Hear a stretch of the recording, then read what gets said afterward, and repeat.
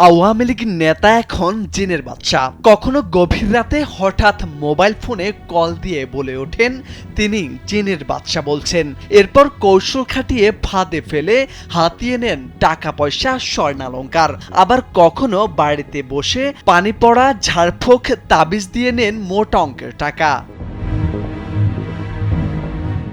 প্রথম থেকে কথিত জিনের বাদশা আওয়ামী লীগ নেতা আব্দুস সাত্তারের স্ত্রী হাফেজা বেগম এই কাজ করতেন। কিন্তু আওয়ামী লীগ সরকার ক্ষমতা হারালে এমন প্রতারণায় এখন সরব তিনিও। তাদের কাছে প্রতিনিয়ত বিভিন্ন জেলা থেকে সহজ সরল মানুষ ছুটে আসছেন এসব কবিরাজি চিকিৎসা নিতে।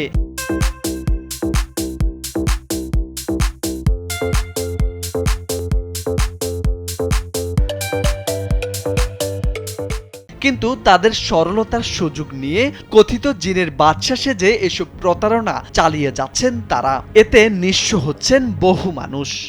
চিকিৎসা করতেছে, চিকিৎসা ভুয়া ঝাড়ফুঁক দিয়ে মানুষের কাছ থেকে এমনি ঠকায় টাকা কান্দিতেছে আর কি। এটা ঠকের একটা ব্যবসা শুরু করে দিতেছে। এটা নেয় আপনার এক এক সময় ভাবে হাদিয়া হিসাব করে নেয়, মানুষের যেভাবে বইলা নিতে পারে আর কি, মুখের রস দিয়ে যেভাবে নিতে পারে ওইভাবে নেয়। এসব অভিযোগ জামালপুর সদর উপজেলার রশিদপুর ইউনিয়ন পরিষদ সদস্য ও আওয়ামী লীগ নেতা আব্দুস সাত্তার এবং তার স্ত্রী হাফেজা বেগমের বিরুদ্ধে। এভাবে বহু মানুষের কাছ থেকে হাতিয়ে নিয়েছেন লাখ লাখ টাকা। তাদের এসব কার্যক্রম 5 বছর ধরে চলছে। যদিও ক্ষমতা যাওয়ার পর এখন আরো বেশি সক্রিয় হয়ে উঠেছেন এই চক্র। জিনের বাদশা হিসেবে পরিচিত ওই ইউনিয়নের 6 নম্বর ওয়ার্ড আওয়ামী লীগের সভাপতি ও ইউপি সদস্য আব্দুস সাত্তার এবং তার স্ত্রী হাফেজা বেগম দীর্ঘ 5 বছর ধরে জামালপুর সদরের রশিদপুর ইউনিয়নের ভাটিপাড়া চৌরাস্তা মোড় এলাকায় নিজ বাড়িতে একটি কক্ষে বসে এসব প্রতারণা করে যাচ্ছেন। তার বউ করেছি করে পয়সা পাতিও নেই, আল্লাহর অসুখে বিসুখ ভালো হবে না হবে সেটা আমরা জানি না। 6-7 বছর ধরে করে বেশি করে পাকে তো না ইয়ে তো নেই হিন্দান তো নাই মিশা তো পাহাড় তো না 1 নম্বর করবে না। আমি টের হুন নেই, ওরা আমি হুন নেই।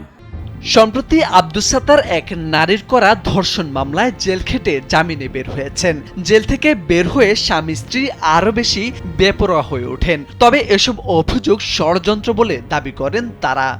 আমার ওয়াইফ সাধারণ মানুষ হয়, চিকিৎসা নেয়। আমি বারবার না করার বাদেও মানুষ মারে না, তারা ছাড়ে না।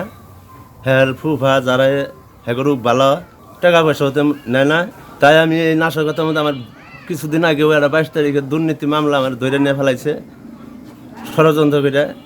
আবার ষড়যন্ত্র করে আমার নষ্ট করার জন্য তারা পায়তারা করতেছে খুবই।